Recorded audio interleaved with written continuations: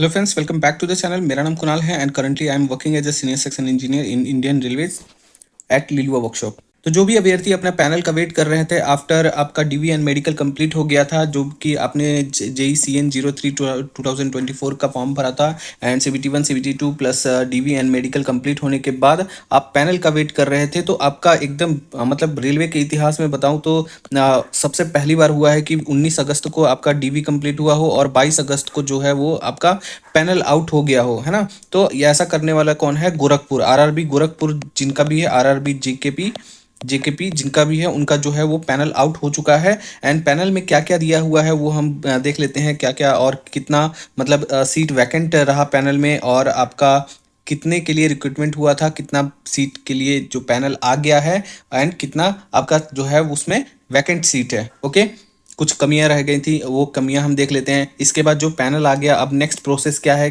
क्या चीज़ आपको पता चलेगा, क्या ज्वाइनिंग लेटर आएगा या फिर फर्दर कोई और प्रोसेस है, तो सारा कुछ पैनल में ही रिटेन है। एक बार हम वो पैनल को देख लेते हैं। एंड आपका जो ज्वाइनिंग कब तक, अब आसार है कि ज्वाइनिंग जो है वो कब तक हो सकता है और कितना दिन ज्वाइनिंग में लगता है। तो भाई देखो, अभी क्या है, रेलवे अगर एनुअली हो गया है तो उनको भी प्रोसेस जो है वो एकदम फास्ट रैपिड मोड में चलना पड़ेगा। इसके वजह से जो है वो 19 अगस्त जो है था वो ब्लॉक डेट था, एंड ब्लॉक डेट के बाद जस्ट 3 से 4 दिन बाद आपका जो है आज 23 तारीख है, सॉरी यहाँ पे 23 तारीख है, 23 तारीख 4 दिन बाद आपका जो है वो पैनल जो है वो आउट हो गया है। ओके, एंड हम देख लेते हैं कि आपका जो joining and next process, further process कब से स्टार्ट हो सकता है। ओके, तो चलते हैं हम पैनल पे। तो जो पहली बार चैनल पे विजिट कर रहे हैं, प्लीज़ चैनल को सब्सक्राइब कर लेना, वीडियो को लाइक कर देना एंड दोस्तों के साथ ज़्यादा से ज़्यादा हो सके तो शेयर कर देना। ओके, तो सबसे पहले हम देखते हैं, ये आपका डिटेल सेंट्रलाइज एम्प्लॉयमेंट नोटिस था, CN 03 2024। ओके, तो यहाँ पे हम देख लेते हैं कि वैकेंसी कितनी आई थी। ओके, गोरखपुर में।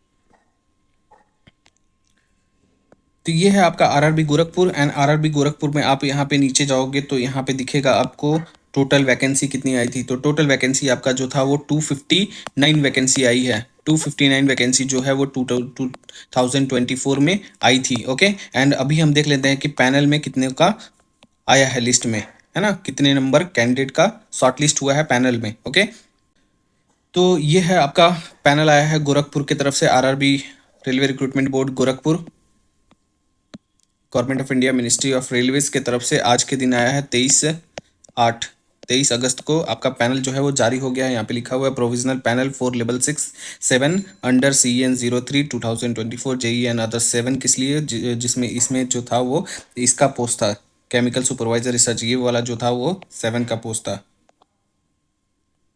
ओके, एंड ये वाला जो पोस्ट था वो भी आपका जो था वो लेवल 7 का पोस्ट था, लेवल 7 का। टोटल यहाँ पे 17 वैकेंसी था। तो यहाँ पे आपका 5 कैंडिडेट यहाँ पे हैं, यहाँ पे 11 कैंडिडेट, मतलब कि 16 कैंडिडेट का लिस्ट जो है वो जारी हुआ है। नेक्स्ट अभी एक कैंडिडेट यहाँ पे बचा हुआ है। ओके, तो टोटल हम देखते हैं कि आपका जो कैंडिडेट का लिस्ट है, यहाँ पे देखो, first based on the performance in computer based test and document verification cum medical examination conducted from 4/8 से 8/8 तक हुआ था। ओके, एंड 19/8 ब्लॉक डेट था इनका by the Railway Recruitment Board Gorakhpur for notified post of JE and others under CN 03 2024।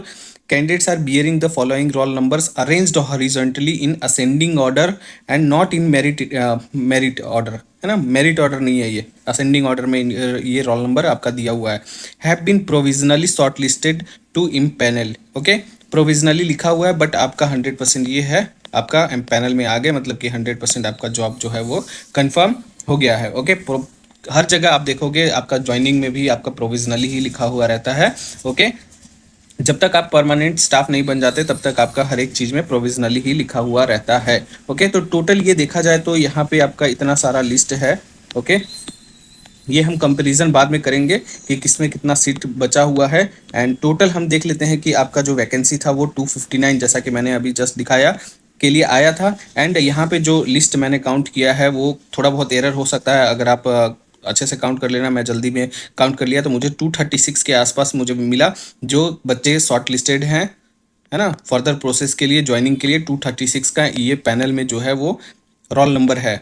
Okay, अभी कितना बच गया, 259 माइनस 36, 236 मतलब 32, मतलब 23 कैंडिडेट्स अभी भी बचे हुए हैं इम्पैनल होने के लिए। ओके, तो यहाँ पे आपका 23 कैंडिडेट्स का क्या इशू था, क्योंकि जो आपका जो बुलाया था डीवी के लिए, वो जितने वैकेंसी था उतने ही कैंडिडेट को बुलाया था डीवी के लिए। ओके, तो 23 कैंडिडेट में से देख लेते हैं कि क्या प्रॉब्लम रहा। तो यहाँ पे देखो, there are some candidates having some shortcomings, मतलब कि कुछ कमियां रह गई थी in their submitted documents, not fulfilling the prescribed educational technical qualification, biometric verification, genuineness of candidature, medically unfit in prescribed medical category, etc. The roll numbers of these candidates have not been included in the above list। मतलब कोई भी कारण हो सकता है, या तो medically unfit होंगे, आप उनका जो मेडिकल क्राइटेरिया होगा एज पर पोस्ट उसमें क्वालिफाई नहीं हो पाए होंगे, या फिर कैंडिडेचर वो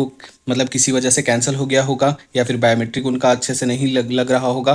बट इनको टाइम दिया जाएगा, है ना, टेक्निकल क्वालिफिकेशन की वजह से। मतलब मान लेते हैं कि कोई किसी में डाउट है, ऐसा 3-4 बंदे मिले हैं जिसको टेक्निकल क्वालिफिकेशन में डाउट था कि मतलब जो किया है वो स्ट्रीम सही है या नहीं, उन कैंडिडेट का जो है वो इसमें, या फिर कोई डॉक्यूमेंट में उनको दिक्कत हो गया हो, तो उन कैंडिडेट का जो है उसमें ना मतलब रोल नंबर नहीं आया है। ओके, अब नेक्स्ट देख लेते हैं, इन केस ऑफ 2 और more candidate securing same marks their merit position has been determined by age criteria. ये सबको पहले से पता है। Okay, older person has been placed at higher merit and in case age being same, मतलब अगर दोनों का एज सेम है, एकदम एक दिन का भी मतलब अंतर नहीं है, then alphabetical order A to Z of the name has been taken into account to break the tie. मतलब कि आपका जो अगर क्लास करता है एज में किसी का, तो जो ओल्डर होगा, मतलब कि आपका जो मतलब मेरिट में अगर क्लास करता है तो ओल्डर वाले को लेगा पहले, है ना। अगर एज में भी आपका क्लास कर गया तो अल्फ़ाबेटिकल ऑर्डर से लेगा, मतलब अगर ए से नाम है तो पहले उसको लेगा,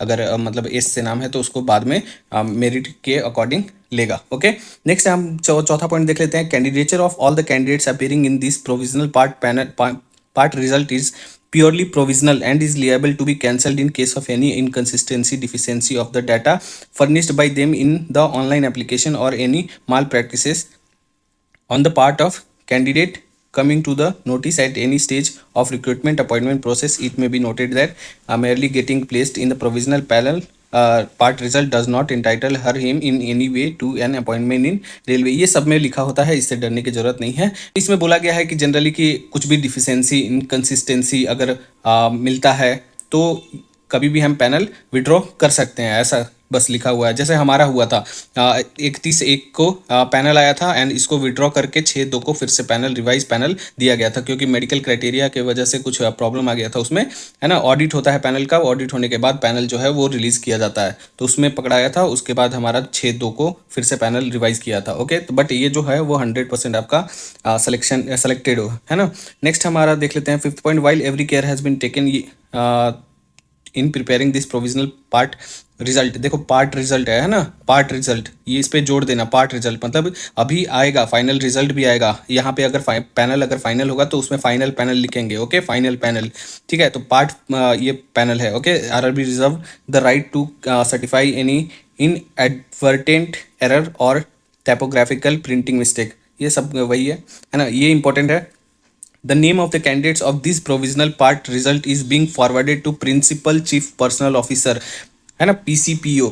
PCPO ये कहाँ होते हैं, जनरली हेड क्वार्टर में बैठे होते हैं, PCPO हेड क्वार्टर में। ओके, तो वहाँ पे नॉर्थ ईस्टर्न रेलवे को भेजा जाएगा, जिसके लिए गोरखपुर रिक्रूट करती है, गोरखपुर एंड RDSO लखनऊ, है ना। Further course of action on appointment will be taken by PCPO officer. Okay, North Eastern Railway, Gorakhpur and RDSO Lucknow after due verification and ensuring fulfillment of eligibility criteria like production of original current certificate of educational technical qualification, date of birth, caste, EWS, OBC, past characters and आपका affidavits where and necessary etcetera according to the centralise notification. मतलब कि joining के time में ये सारे documents आपको एक बार फिर से जमा करना पड़ता है। जो भी आपने जेरोक्स रखा है वो आपको जेरोक्स रखा है वो आपको रखना अपने पास, है ना, जेरोक्स।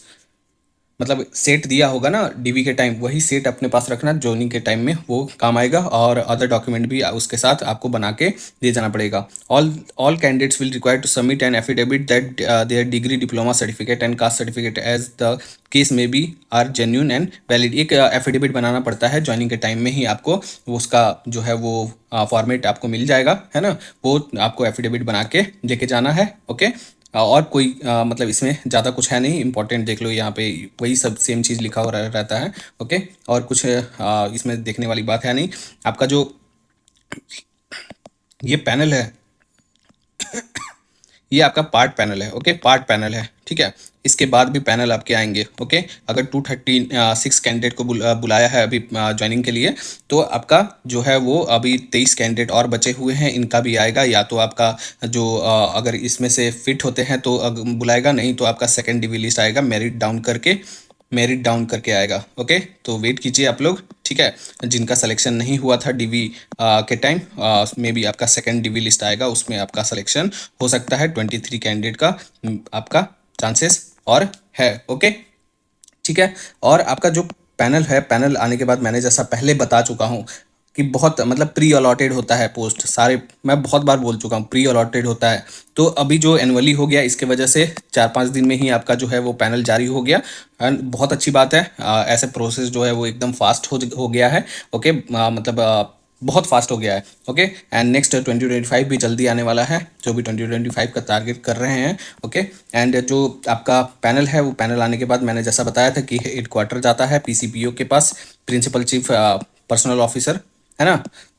इनके बाद यहाँ से आपको जो है वो डिवीज़न अलॉट होता है, डिवीज़न वर्कशॉप जो भी आपका होगा, वहाँ से आपको जो है वो लेटर ऑफ ज्वाइनिंग भेजा जाएगा, है ना, ज्वाइनिंग लेटर। तो आप मान सकते हो कि यहाँ 1 मंथ का टाइम लग सकता है, 1 मंथ का टाइम, है ना।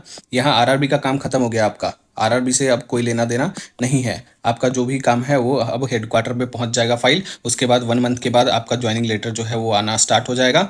और अभी चल रहा है आपका क्या चल रहा है, अभी चल रहा है आपका अगस्त अगस्त चल रहा है। Okay, September and October, October last या फिर नवंबर तक आपका जो है वो ज्वाइनिंग हो जाएगा, है ना। अक्टूबर मतलब सितंबर में अगर ज्वाइनिंग लेटर आ गया आपका, तो 1 मंथ देते हैं टाइम आपका सारे डॉक्यूमेंट बनाने के लिए।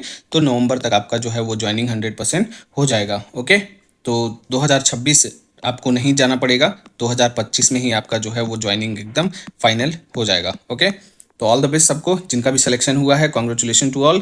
एंड जिनका अभी रह गया है, 23 बच्चों का रह गया है जो शॉर्ट लिस्टेड हुए थे डीवी में, बट उनका जो पैनल में है वो नाम नहीं आया है किसी वो कारणवश से। अगर मेडिकली अनफिट हो आप, तो आपको जो है वो री अपील का मौका मिलेगा, उसमें री अपील आप कर सकते हैं। ओके, री अपील कर देना। एंड किसी का अगर किसी और वजह से, डॉक्यूमेंट की वजह से दिक्कत है, तो वो आप एक बार जाके पता कर लेना, या फिर उन्होंने बोला होगा कि हम आपको कॉल करके बुलाएंगे, ठीक है।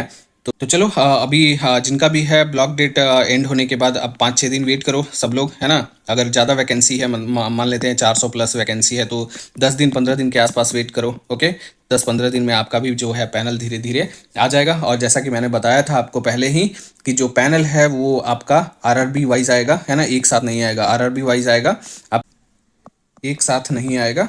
ओके, तो आपका जैसा पैनल है वो धीरे धीरे जैसे जैसे ब्लॉक डेट खत्म हो रहा है, पैनल जो है वो आना शुरू हो गया है। एंड फर्स्ट पैनल जिनका भी है वो congratulation to all, and welcome to railway. साथ में काम करेंगे, मजा आएगा। ओके, चलो, अगर वीडियो अच्छा लगे तो लाइक शेयर एंड सब्सक्राइब कर देना चैनल को। मिलते हैं नेक्स्ट वीडियो में, तब तक ले जय हिंद, जय भारत, थैंक यू।